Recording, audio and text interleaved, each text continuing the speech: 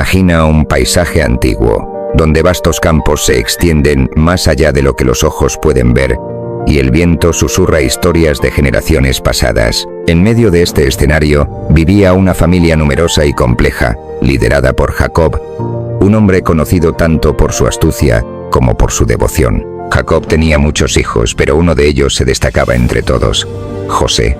Desde su nacimiento, José ocupó un lugar especial en el corazón de Jacob. Hijo de Raquel, el gran amor de la vida de Jacob, José gozaba de un favoritismo evidente que no pasó desapercibido entre sus hermanos. Este favoritismo se cristalizó en un objeto tangible y simbólico: una túnica de colores, una prenda que no solo distinguía a José, sino que también proclamaba al mundo la predilección de Jacob. La relación entre José y sus hermanos no era fácil. La envidia comenzó a germinar, alimentada por los actos y gestos de favoritismo. Cada vez que José se paseaba con su túnica de colores, sus hermanos veían en ella una provocación, un recordatorio constante de su lugar secundario en el afecto de su padre. Pero la historia de José no se limita a rivalidades familiares. Los sueños comenzaron a jugar un papel crucial en su vida. Sueños que parecían augurar un destino extraordinario. Desde pequeño, tenía una habilidad especial que me distinguía aún más de mis hermanos: mis sueños.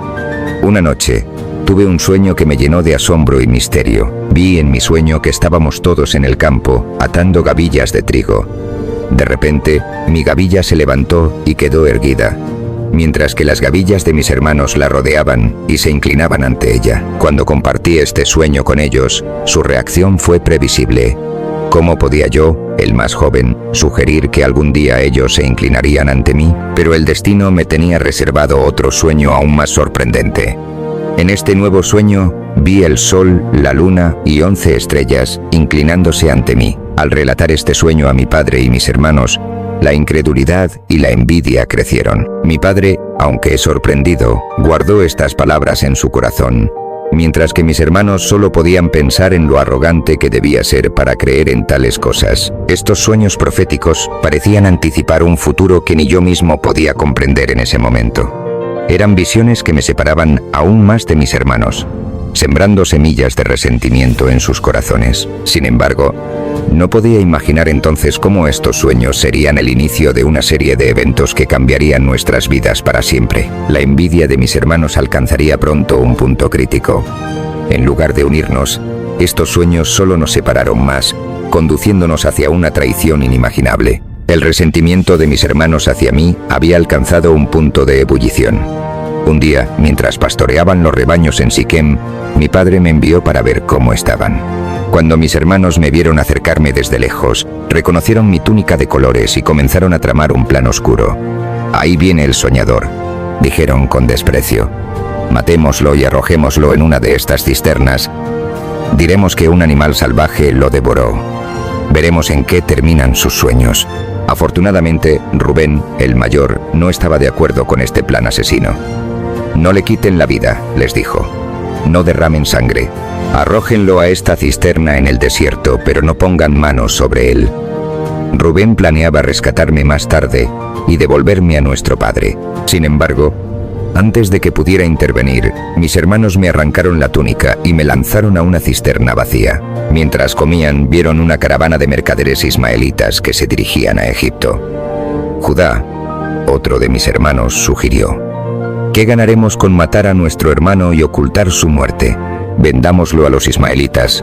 Después de todo, es nuestro hermano, nuestra propia carne». Los demás hermanos aceptaron la idea y me vendieron por 20 piezas de plata. Así, fui llevado en una jaula hacia un destino desconocido, con mis sueños rotos y mi corazón lleno de temor y confusión. Sin embargo, lo que mis hermanos no sabían era que este acto de traición sería el primer paso de un viaje que cambiaría nuestras vidas para siempre. La historia apenas comenzaba. Pronto descubriría que incluso en los momentos más oscuros hay luz y esperanza. Tras ser vendido por mis propios hermanos, me encontré en un destino completamente desconocido: Egipto. Mi corazón estaba lleno de miedo y confusión mientras me llevaban lejos de mi hogar y mi familia. Finalmente fui comprado por Potifar, un oficial del faraón y capitán de la guardia. Aunque mi situación era sombría, me propuse trabajar con diligencia y lealtad, pues sabía que mantener mi integridad era lo único que estaba bajo mi control. Con el tiempo, Potifar reconoció mis esfuerzos y habilidades y me confió la administración de su casa. Bajo mi supervisión, la casa de Potifar prosperó, y todo lo que hacía parecía bendecido. Sin embargo, esta prosperidad atrajo la atención indeseada de la esposa de Potifar. Día tras día, ella intentaba seducirme, pero yo, fiel a mis principios y leal a Potifar, me resistí firmemente. Un día, cuando todos los sirvientes estaban ausentes, ella intentó nuevamente seducirme. Al rechazarla una vez más, ella agarró mi túnica, y en mi huida desesperada, dejé la prenda en sus manos. Lleno de ira y humillación, ella decidió vengarse. Al regresar Potifar, le mostró la túnica y lo acusó falsamente de que yo había intentado abusar de ella. Potifar, furioso, no tuvo más opción que arrojarme a la prisión. Así, de ser un esclavo próspero, me convertí en un prisionero. Pero incluso en las profundidades de la cárcel, no permití que mi espíritu se quebrantara. Sabía que, de alguna manera, mi destino estaba en manos de algo mucho más grande que yo. El golpe de la acusación falsa de la esposa de Potifar fue devastador. No solo había perdido la confianza y la posición que con tanto esfuerzo había ganado, sino que ahora me encontraba en las frías y oscuras profundidades de una prisión egipcia.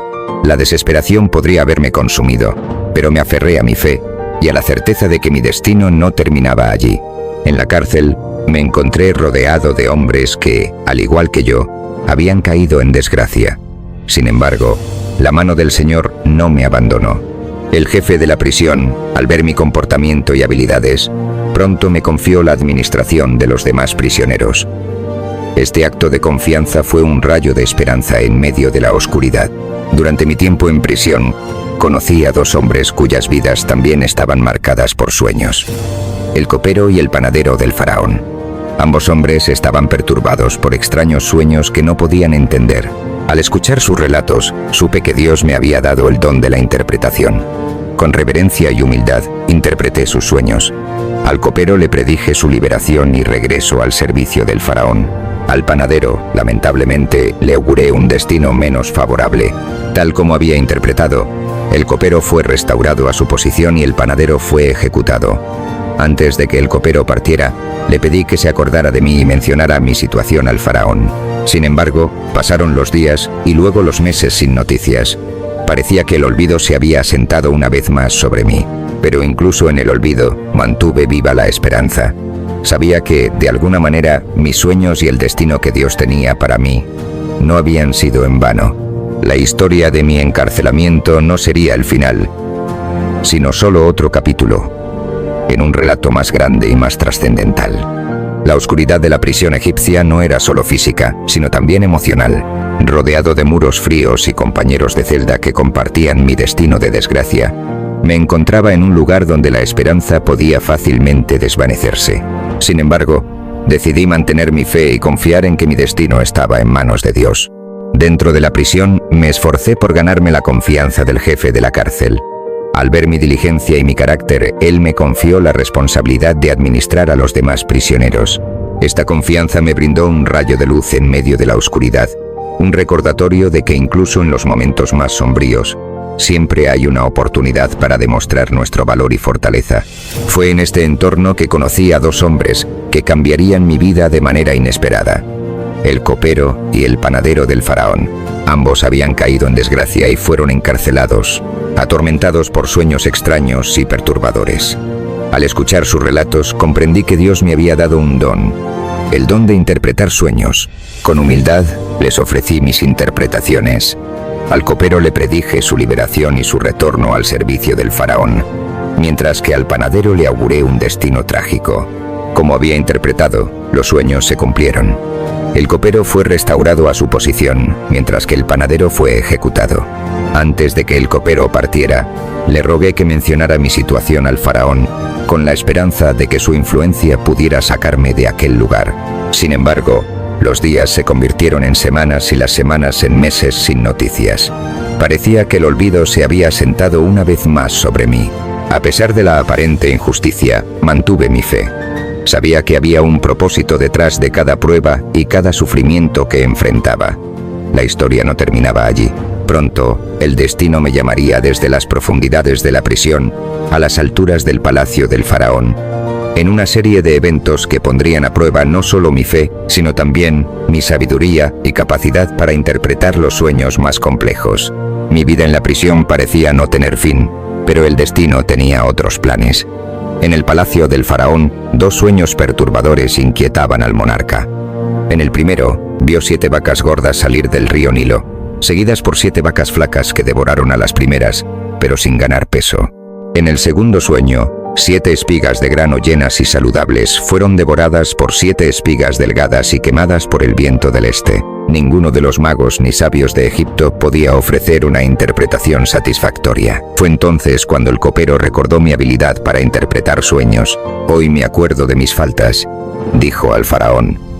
Y le contó sobre mi don y cómo había interpretado correctamente los sueños de él y del panadero en la prisión. El faraón ordenó que me trajeran de inmediato. Tras un baño y vestir ropas adecuadas, me presenté ante el rey de Egipto. Con humildad, le expliqué al faraón que no era yo, sino Dios quien daba las interpretaciones. Escuché atentamente los sueños y comprendí su significado. Las 7 vacas gordas y las 7 espigas llenas representaban 7 años de gran abundancia en Egipto, seguidos por 7 años de hambre devastadora, simbolizados por las vacas flacas y las espigas delgadas. La interpretación de los sueños era solo el comienzo. Con valor, sugerí al faraón que nombrara a un hombre sabio y prudente para supervisar la recolección y almacenamiento de grano durante los años de abundancia, para prepararse para los años de hambruna. El faraón, impresionado por mi interpretación y mi consejo, decidió que no había nadie más adecuado para esta tarea que yo mismo.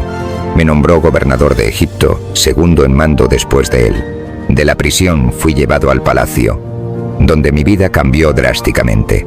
Con autoridad y poder, comencé a preparar Egipto para los años difíciles que se avecinaban, demostrando que incluso los momentos más oscuros pueden ser el preludio de grandes oportunidades y éxitos. La hambruna anunciada se extendió rápidamente por toda la región, afectando no solo a Egipto, sino también a las tierras circundantes.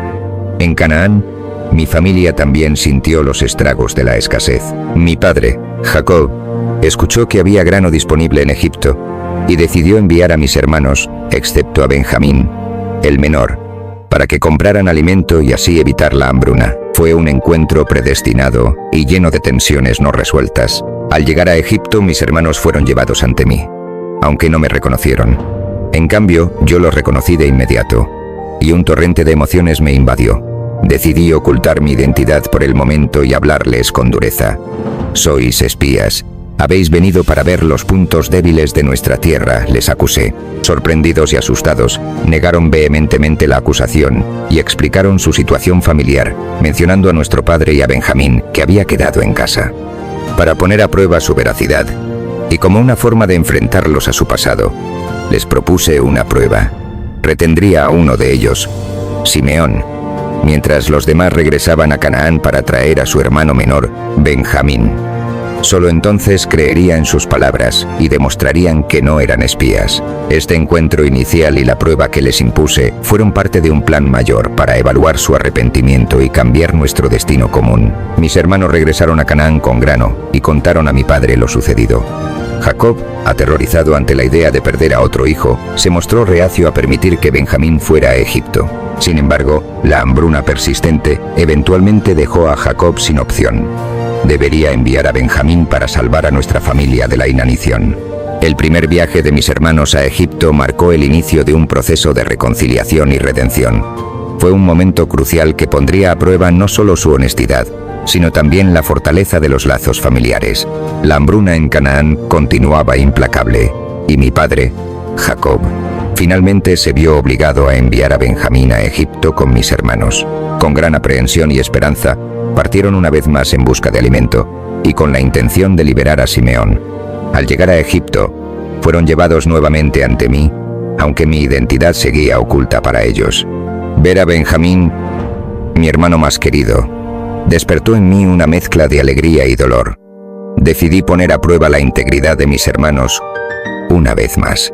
Les invité a un banquete en mi casa, donde les traté con cortesía y generosidad, reservando una porción especial para Benjamín, mucho mayor que la de los demás.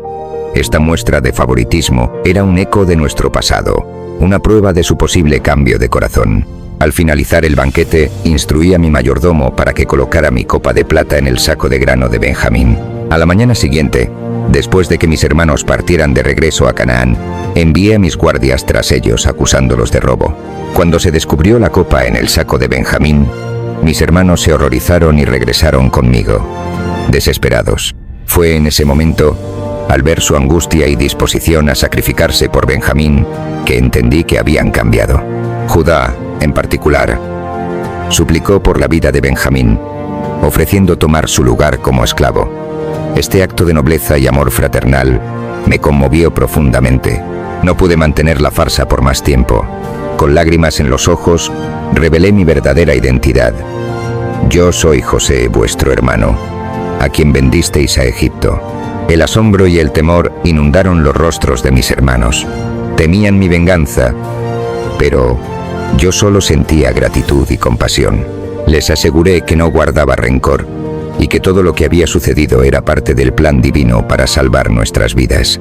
Este momento de revelación y reconciliación fue una catarsis emocional, un cierre necesario para las heridas del pasado.